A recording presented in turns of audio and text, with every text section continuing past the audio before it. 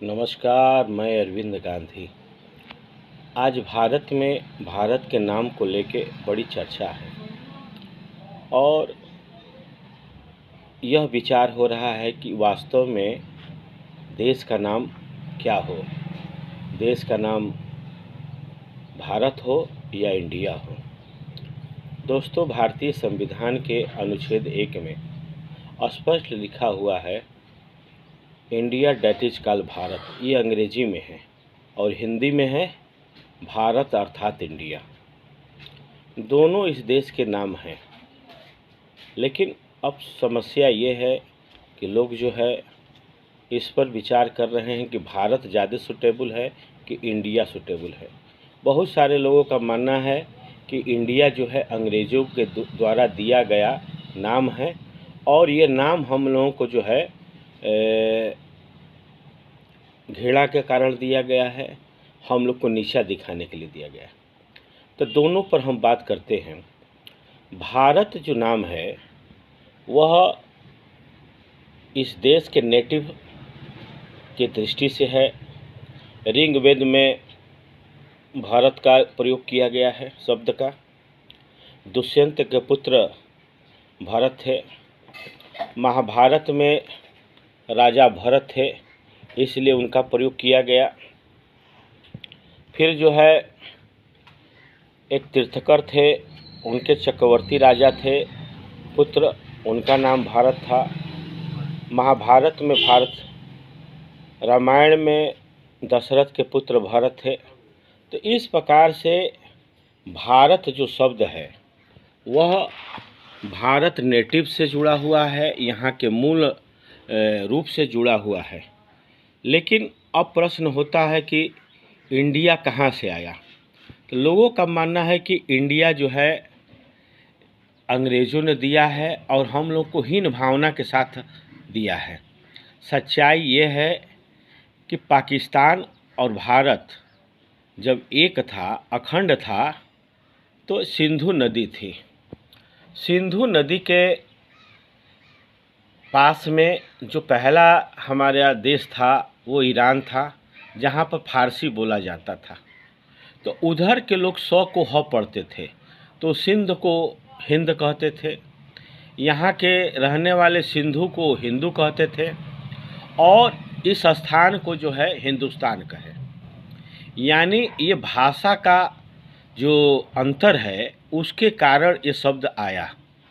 इसी तरीके से आगे ग्रीक पड़ता है। वहाँ के लोग जो भाषा बोलते थे सौ को ई बोलते थे, यानी सिंधु को इंदु बोलते थे, हिंद को इंद बोलते थे। वहाँ से नाम आया इंदु। फिर आगे जब बढ़ते हैं यूरोप कंट्री के तरफ, तो वहाँ के लोग इंडियन कहने लगे। अंग्रेज़ जो ब्रिटेन के लोग हैं इंडियन कहने लगे। तो ये इंडिया शब्द यहाँ से आया, माने भाषा के परिवर्तन से इंडिया शब्द आया। फिर जो है पहला जो संस्था बना भारत में, दादा भाई नौरोजी ने बनाया, ईस्ट इंडिया एसोसिएशन। फिर उसके बाद जो कांग्रेस का गठन हुआ तो इंडियन नेशनल कांग्रेस नाम दिया गया।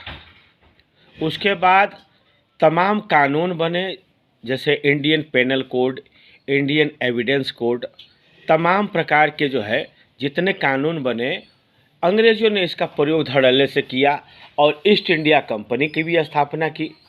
उसके बाद जो है आरबीआई माने reserve bank of India, state bank India, तमाम संस्थान, इंडियन रेलवे, तमाम संस्थानों के नाम उन्होंने अपने नाम के हिसाब से जो है इंडिया में लगाते हुए किया। तो दोनों नाम इस भारत से जुड़ा हुआ है, लेकिन फ़र्क क्या है कि भारत जो शब्द है यहाँ की मूल ओरिजिन में है, पहले से है, और इंडिया जो शब्द है वो भाषाई अंतर के चलते हैं।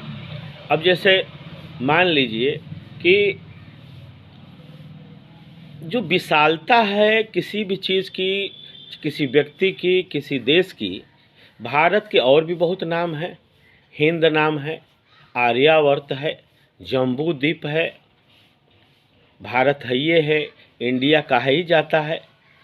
और चीन के लोग जो है त्यांजुन कहते हैं भारत को।